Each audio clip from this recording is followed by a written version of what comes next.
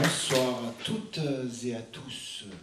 Je suis le dérapeur. Je propose une analyse critique de l'idéologie du rap. C'est mon projet. C'est notre projet. Ça y est, je suis perdu dans la fierté d'être ici et la joie. Et on va y arriver. La biologie. La meuf t'aide à répondre. Voilà, forcément, déjà, je pars avec des compétences cérébrales peut-être inférieures. Qui suis-je? Ben voilà, c'était pourtant pas difficile. Donc, je me définis comme auteur et travailleur social. Donc, auteur parce que je suis moi-même un ancien rappeur. J'ai fait ça pendant 20 ans. J'ai fait 4 albums, j'ai fait un peu moins de 200 concerts, ce qui est relativement peu en 20 ans, n'est-ce pas, si vous faites le calcul dans votre tête. Bref, je n'ai jamais été très connu. Par contre, j'ai réussi à en vivre de mon activité musicale, et ça, j'en suis assez fier, parce que c'est assez rare. Je fais donc de la production de vidéos, je fais du contenu vidéo. Le dérapeur, c'est des épisodes qui sortent régulièrement dans YouTube, dans lesquels j'analyse les textes de rap. Que les textes, pas les clips et tout ça. Je parle pas de ce que font les rappeurs dans la vraie vie, parce que là, on va pas s'en sortir. Et déjà, avec les textes, comme les rappeurs sont très productifs, enfin, l'industrie du rap est très productive, il y a des tas de projets qui arrivent tout le temps, qui se ressemblent un peu tous les uns les autres. Et donc, ça fait beaucoup de textes à analyser. Le problème, c'est que moi, quand j'ouvre dans mon ordinateur un texte d'un rappeur et que je me dis, alors, qu'est-ce qu'il nous a fait celui-là, je tombe sur des trucs de fou et je suis obligé de les mettre de côté. Je me dis, si moi, je ne le fais pas, personne ne va le faire et c'est pas possible, je ne peux pas laisser passer ça. Donc ça, c'est une difficulté que je rencontre souvent et j'espère qu'il va y avoir rapidement d'autres dérapeurs et d'autres dérapeuses parce que, voilà, à un moment donné, je n'ai aucun diplôme, je parle ici en tant que... Enfin, moi je suis un artiste en fait, donc je viens du milieu artistique, du spectacle vivant, n'est-ce pas, voilà. Et donc je n'ai pas de qualification scientifique, je ne suis pas historien, philosophe, psychologue, tout ça. Donc, voilà, c'est pas grave. Donc, mais je précise parce que je m'autorise aussi à dire des conneries. Donc, je peux dire, voilà, je fais beaucoup d'hypothèses. En fait, faut pas. Des fois, j'ai l'air d'affirmer les choses, mais on peut prendre ça aussi comme des hypothèses. Voilà, si on est un peu brusqué par ce que je dis, on peut dire bon, c'est une hypothèse. Voilà, il a dit ça, il peut dire des conneries. C'est pas grave. Alors. Mon postulat, c'est de considérer le rap comme une idéologie. C'est vraiment le point de départ du projet du dérapeur, c'est de considérer le rap comme une idéologie, parce que je crois qu'on peut considérer que le rap est un phénomène social à part entière. Maintenant, en 2024, c'est un dogme fait de doctrine, d'injonction et d'apologie que l'on peut, selon moi, qualifier d'idéologie. Il me semble que le rap n'est plus un genre musical d'outsider, maintenant c'est la pensée dominante, hégémonique du moment, qui infuse sa mentalité dans toutes les couches de la société. C'est un véritable rouleau compresseur intellectuel qui standardise les modèles de représentation du monde et qui tend à devenir une monoculture. J'insiste sur le fait monoculture, parce que quels sont le problème d'une monoculture? C'est comme dans pas la biologie, l'agronomie. Voilà, une monoculture dans le domaine de la culture, c'est une standardisation des esprits et c'est un danger, une menace directe pour la liberté d'expression, la démocratie et le vivre ensemble. Enfin voilà, la monoculture, c'est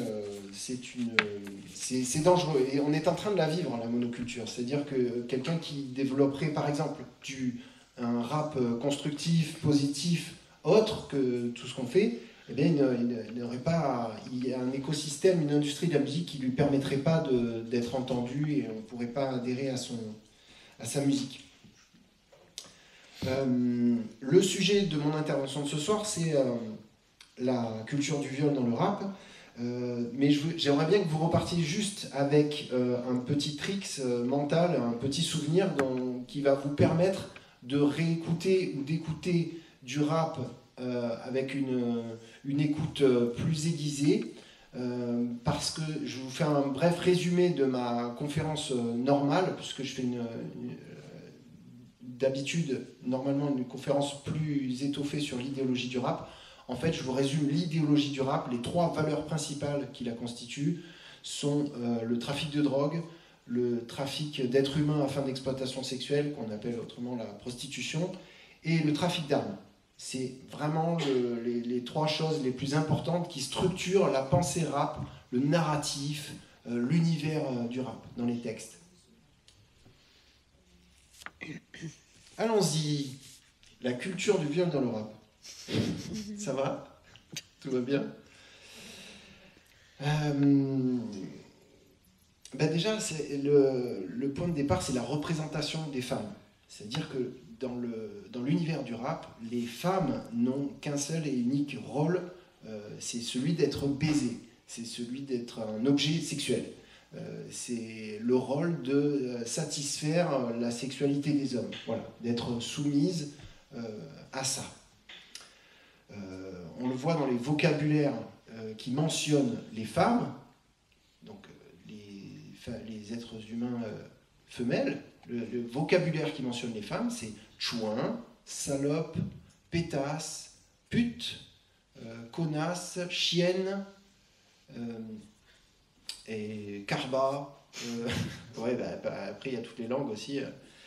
Il y a le verlan, voilà, pétasse, ça va devenir tasse-pé. N'imaginez pas le nombre de fois où il y a le mot tasse dans les morceaux de rap. Ça vient souvent avec lias, tasse, c'est une des rimes les plus fréquentes. Et voilà le rôle. Alors, les femmes n'ont aucune existence en tant que personne, c'est-à-dire il n'y a pas de femmes qui font des erreurs, ou il n'y a pas de femmes méchantes, ou il n'y a pas de femmes inspirantes, il n'y a pas de femmes qui ont un métier autre que prostituée, il n'y a pas de femmes qui ont un rôle dans la société, il n'y a pas de femmes qui soient sujet de sa propre vie dans l'univers du rap. Ensuite, je me suis aperçu, en commençant à éplucher, à analyser les textes de rap, qu'il y avait très souvent, il y a beaucoup d'actes sexuels qui sont évoqués dans les textes de rap, et systématiquement, les actes sexuels sont évoqués avec de la violence physique. Il y a toujours mention d'un contexte de violence, de brutalité, de domination, et les actes sexuels sont toujours évoqués avec des verbes qui sont défoncer, détruire, casser, démolir. Voilà, ça c'est les verbes que se tapent les femmes à leur rencontre dans l'univers du rap. Et là, j'ai des doutes sur la lexicalité de ma phrase, mais c'est pas grave, j'ai fait un peu n'importe quoi, mais voilà, c'est les verbes qui agissent sur les femmes, vraiment. Donc on peut aussi se dire, alors le rap, bien sûr c'est de la fiction, mais on sait bien que quand même c'est des représentations, et que ces représentations-là infusent dans la société, dans les rapports aux gens, et dans l'idée qu'un jeune homme peut se faire d'une femme. Ensuite, la culture du viol dans le rap, elle est omniprésente à travers l'apologie du tourisme sexuel. Alors, le rap, depuis 10-15 ans, s'est lancé dans la publicité pour les hauts lieux de prostitution. Parce que le rappeur de base, l'archétype, le modèle même du rappeur, il est client de la prostitution. Donc c'est même pas... C'est pas que c'est pas un sujet, c'est que ça fait partie de la panoplie, quoi. Il est armé, il se sert de son arme, et il est client de la prostitution. Sinon, c'est pas un vrai, comme on dit. Il y a la notion le vrai. Vous savez, dans les rappeurs aiment bien dire nous, on est des vrais, les faux, voilà, les vrais, les faux, tout ça. Enfin, bref, le vrai rappeur, il est client de la prostitution. Et de plus en plus, il y a une tendance même au proxénétisme, c'est-à-dire que les rappeurs revendiquent le fait d'être des proxénètes. Et ça c'est corrélé avec la réalité. Parce que quand je dis le rap, je parle de l'univers fictionnel du rap. Mais dans la réalité, il y a de plus en plus de jeunes de gens qui sont dans le trafic de stupes, qui se déportent vers le proxénétisme. Parce que c'est moins dangereux et c'est plus lucratif de faire travailler des filles, entre guillemets, que le trafic de drogue. Donc il y a une apologie du proxénétisme, osons le terme apologie. Voilà. Et parfois ça tourne au mode d'emploi. Hein. Il y a des fois il y a des choses concrètes qui passent aussi dans des informations. Il faut passer des informations qui peuvent vraiment concrètement orienter les gens à faire le premier pas. Le fameux premier pas de devenir proxénète, voilà, et d'entrer dans le monde du luxe et de l'argent facile. Le tourisme sexuel, bien sûr, c'est Phuket en Thaïlande, Pattaya. Vous n'imaginez même pas le nombre de rappeurs, j'ai envie de dire, c'est la quasi-totalité des rappeurs parlent de Phuket et de la prostitution en Thaïlande. C'est la Jonquera, bien sûr, les bordels espagnols qui se trouvent près de la frontière française, où vont énormément de Français. Mais les rappeurs sont complètement en affiliation avec la Jonquera, puisqu'ils en font presque tous la promotion. Jul, pour vous citer que lui, il dit mais son tourne à la Jonque, parce qu'on peut entendre ses musiques à la Jonque, et puis il en parle où on a Alonso, qui est un rappeur très connu, marseillais, qui dit on va fuck à Pattaya. Voilà, en fait, le tourisme sexuel, c'est la récompense du trafiquant de drogue dans le rap, vraiment. C'est vraiment banal. Enfin, c'est naturel, enfin, c'est normal.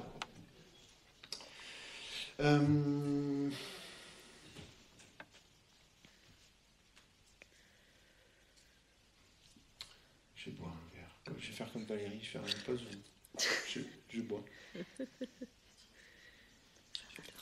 Ça va, il me reste un peu de temps. Oui. Oh. T'as plus rien à dire 12 minutes. Trop bien. Ah non, j'ai pas. Non, j'ai. T'as beaucoup de choses à dire. Des exemples.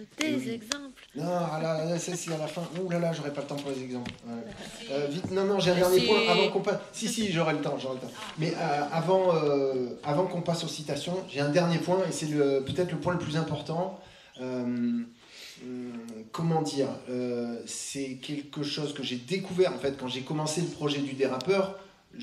Pour moi, je ne vous cache pas que c'était un projet féministe. J'avais envie d'écrire dans cette idée-là.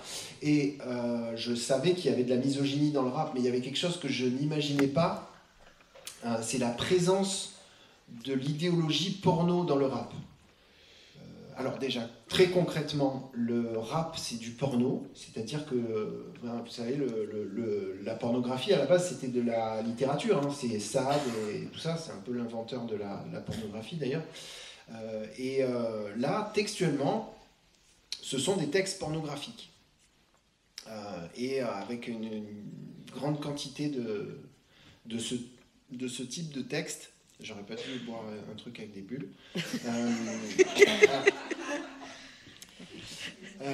Et les peu chers, les rappeurs, ils sont complètement pornsiques, c'est-à-dire que ça se voit, en fait, ça saute aux yeux qu'ils sont malades de ça. Ils sont pathologiquement addicts au contenu pornographique.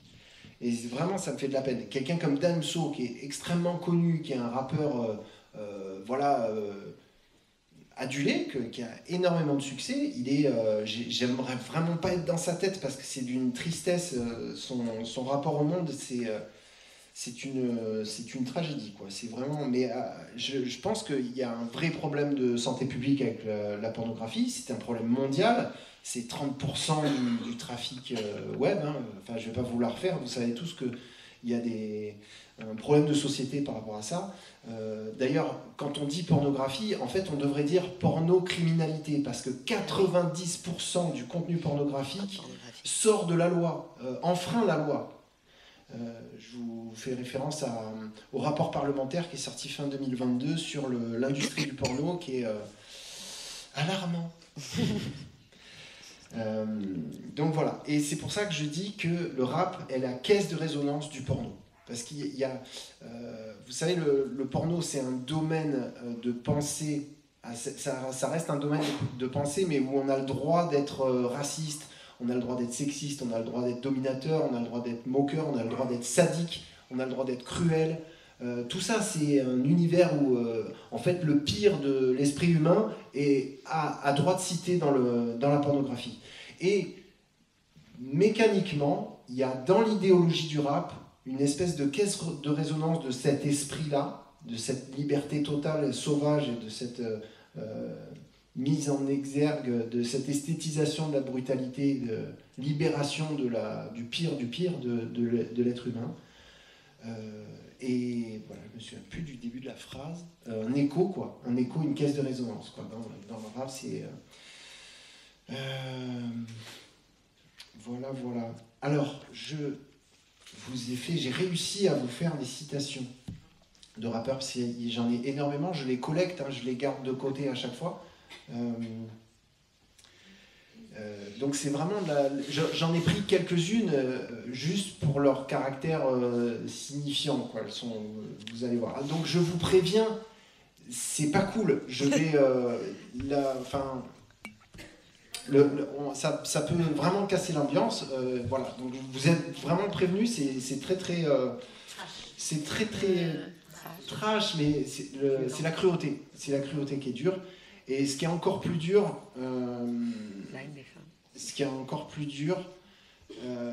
personnellement à vivre, c'est de mettre en équivalence la portée de ce que je lis, de ces phrases-là, de ce qui est dit, avec la notoriété de l'artiste. Ouais. Et ça, quand je mets j'essaie d'éviter de le faire, mais quand je mets en relation les deux, psychologiquement, ça m'entame, ça me rend profondément triste. Ouais. Je peux me permettre d'ajouter une chose? Oui. J'ajouterais, il faut imaginer aussi un auditorium plein de jeunes qui clament ces paroles-là et qui les connaissent par cœur. Et de jeunes femmes qui disent « je suis une pute », c'est hallucinant. Là. Et des auditoriums, des grands festivals. Ouais. La plupart des grands festivals, maintenant, ils ont toujours un ou deux rappeurs de ce type qui interviennent. Et même les stades. Jul va faire le Stade de France l'année prochaine. SCH a fait le Stade Vélodrome. Je vais vous dire, j'en ai du SCH, je vous dirai à quel moment c'est SCH. Bon bref, alors on y va. Les victoires de la musique. Je vais le dire, je vais le dire à chaque fois. Même là, bon, alors, on y va. Attention, ça commence. Dans sa gorge jusqu'à ce qu'elle vomisse. Dans sa chatte jusqu'à l'agonie. Voilà, donc il y a vraiment ce que je vous expliquais tout à l'heure, la violence physique. Dans sa gorge jusqu'à ce qu'elle vomisse, c'est quelque chose qui revient souvent, c'est les références aux gorges profondes, donc c'est des choses qu'on peut voir dans des vidéos porno, même c'est assez général, il y en a énormément, et c'est voilà, c'est abject, mais ils font très souvent référence à ça. Alors, suce-moi jusqu'à ce que j'en ai ras-le-bol. Elle est un peu philosophique, celle-là. Hein, elle est dure. Suce-moi jusqu'à ce que j'en ai ras-le-bol. Mais en fait, t'as pas envie qu'elle... Non, mais c'est pour marquer la domination, c'est-à-dire, je te domine, mais j'en retire même pas de plaisir, tu vois. Mais je te domine quand même. Voilà. C'est ça. J'aime être un gros bâtard, j'aime être une ordure. Quand je la tire, on dirait que je la torture. Voilà. Je tire fort sur la corde, mais il y a 2 chiennes au bout de la laisse. Wouf, wouf. La petite, elle est freak. Je la baise et je la laisse. Je la tue. Donc là, il dit vraiment, je la tue en chuchotant. C'est-à-dire, il rappe cette phrase et après il dit, je la tue. Comme ça. Le rappeur, c'est Zola. Il s'appelle Zola. C'est un rappeur qui s'appelle Zola. En fait, il s'appelle Aurélien, mais... Ah, des noms. Ben alors, dans sa gorge jusqu'à ce qu'elle vomisse, c'était Damso. Suce-moi ce que j'en ai ras-le-bol, c'était Al Capote. Je vais mettre un gros bâtard, je vais mettre une ordure. Du coup, je vais la refaire.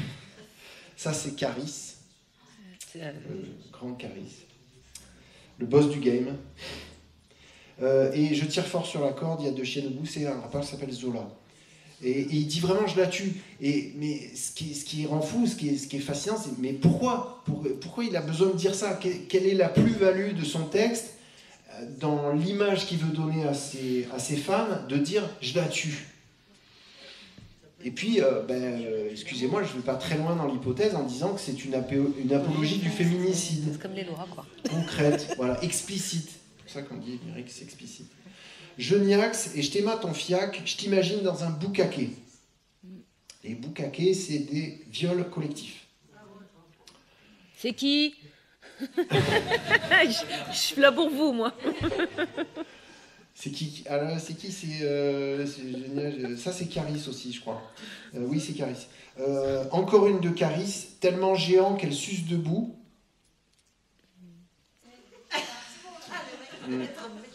Ouais. Ouais.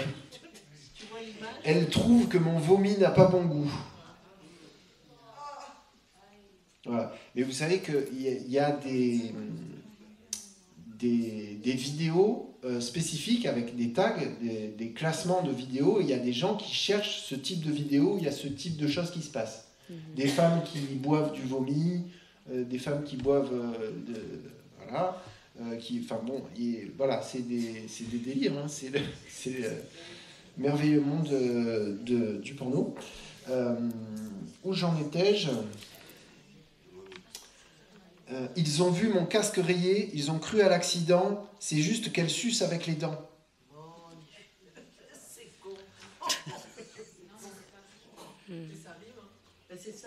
Ouais, mais il y a une apologie des violences faites aux femmes aussi. Hein. Violence contre les femmes, pardon. Faites aux femmes. Contre les femmes. Et violence contre les femmes. Je paye le tello, pas pour jouer aux cartes. Alors tu la fermes, ta gueule, et écarte. C'est Gazo. Gazo qui a obtenu la victoire de la musique du meilleur artiste en 2023. Voilà. Juste pour vous placer le niveau de notoriété, c'est quand même, on va dire, bon, ça c'est le meilleur artiste de l'année. Hein, on est d'accord. On vote, allez on vote. Et voilà ce qu'il dit. Oh.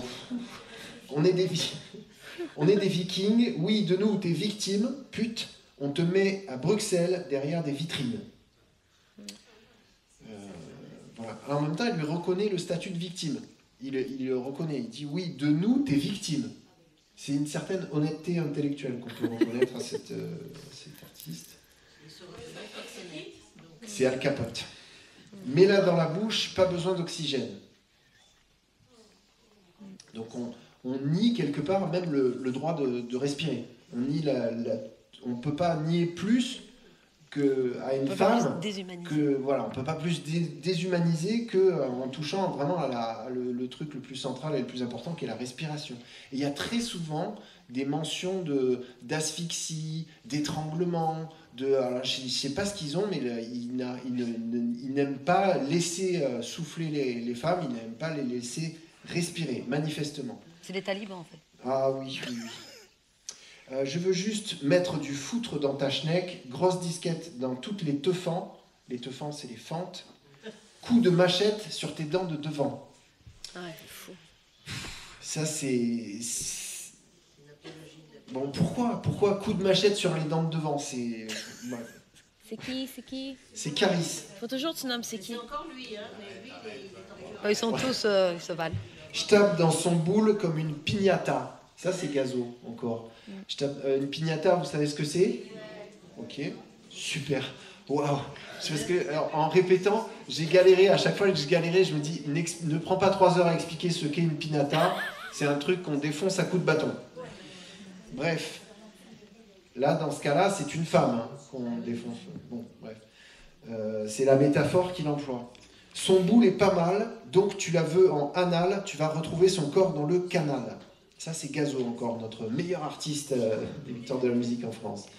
Elle t'a brisé le cœur, fallait briser sa chatte, dire au gosse, à sa russe, fais la bise à papa. C'est là qu'on va voir si vous êtes, si vous avez suivi. Parce que elle t'a brisé le cœur, fallait briser sa chatte, donc vengeance, on viole, c'est un viol de vengeance. Et dire au gosse à sa russe, donc on va violer la sœur de la meuf qui nous a fait du tort, qui nous a quittés, qui nous a brisé le cœur. On va violer la sœur, on va lui faire un enfant, et le bébé, après, quand il aura grandi, on va dire, viens, fais la bise à papa. Ça, c'est PNL, un groupe qui a eu énormément de succès, qui a fait un clip sur la Tour Eiffel, qui est en plus, ça c'est PNL qui est un grand amateur, ce sont des grands amateurs de personnes en situation de prostitution. Ils ont même des textes où ils parlent des Vénézuéliennes, moi je préfère les blondes de l'Est et tout machin. Ils ont voilà, PNL, c'est vraiment, en plus c'est considéré comme vraiment, il y a beaucoup de gens qui n'aiment pas du tout le rap, qui écoutent un peu PNL, quoi. Ils ont, c'est un peu, ils ont un énorme succès. Je te prends en levrette jusqu'à ce que tu aies la hanche qui s'use, salope. C'est Al Capote. Je vais te fourrer pendant plus de 30 minutes, c'est Al Capote aussi. Je baise jusqu'à ce que t'en sois mal en point. Alors ça, je ne sais plus qui c'est. C'était poli, mal en point comme intention à comparer au reste. Oui, c'est, voilà, jusqu'à ce que tu sois mal en point. Est-ce qu'il y a des femmes qui font du rap? Oui, justement, il y a des rappeuses qui changent un peu la donne, là. Ouais, mais elles sont minoritaires, puis elles n'ont pas le marché, ça compare pas. Puis elles ne s'expriment pas comme ça contre les hommes. La misandrie n'égale jamais la misogynie, là. Ça a pas de... La misandrie n'est pas une violence. En fait, c'est une réponse, hein. Hélas, le rap féminin est minuscule et hélas, je ne suis pas spécialiste, mais je ne connais pas beaucoup les projets, mais si on s'intéresse au rap féminin, il faut aller chercher dans des artistes vraiment pas connus et qui ont... après, mais vraiment, mais c'est un sujet hyper intéressant, mais par exemple, l'expérience de Diams, elle en dit très très long sur la misogynie de ce milieu, parce que c'est quelqu'un qui a été vraiment complètement détruite par le milieu du rap et par la misogynie, alors que potentiellement ça aurait pu être justement une femme star de rap. Et c'est la seule qui aurait... mais on est passé à côté de... bref. Oui. Allez, je finis. Je ne sais plus où j'en étais. Renseigne-toi sur les pansements et les poussettes. Je peux te faire un enfant ou te casser le nez sur un coup de tête. Et j'en ai une autre de lui, après je vous dirai qui c'est. On verra comment tu suces quand je te déboîterai la mâchoire. Ce rappeur a reçu 12 victoires de la musique. C'est la 38e... vous me spoilez le truc, hein, les gars. Enfin, pas les gars, mais bon. C'est la 38e personnalité préférée des Français. C'est Orelsan. Moi, je l'ai renommé, hein, je l'appelle Masturbin Crossfort. Et je me dis, moi, il habite dans le sous-sol de chez ses parents et il sort le sperme. Masturbin quoi? C'est Masturbin Crossfort. Je l'ai renommé, moi. Masturbin Crossfort. Voilà, c'est le nouveau blaze de Aurélien Cotentin et Orelsan. Et en plus, il passe pour un rappeur vraiment cool, qui est pas misogyne comme les autres et tout. Et parce que ses lyriques sont un petit peu évolués, mais ça, c'est quand même présent sur sur 3 de ses premiers projets. Donc, bon, bref, Qu'est-ce qu'il y a aussi j'aime celles qui encaissent jusqu'à finir handicapées physiques. Moi, je travaille beaucoup sur les occurrences. Les occurrences, c'est les mots qui apparaissent souvent. Et le mot handicapé, j'ai fait un petit test avec ce mot précisément, il apparaît tout le temps dans le même contexte. À chaque fois qu'un rappeur dit handicapé, c'est pour évoquer une femme qu'on a tellement baisée qu'elle est devenue handicapée. Voilà, c'est aussi le signe que les personnes en situation de handicap n'existent pas dans l'univers des rappeurs. Aussi, ça dit ça aussi. Je te fais la cour, je te mets au lit, je te démolis. Ça, c'est aussi Orelsan. Sa schneck déchirée fait des confettis. Vald, il est très très connu, Vald. Il fait des grands festivals. Voilà.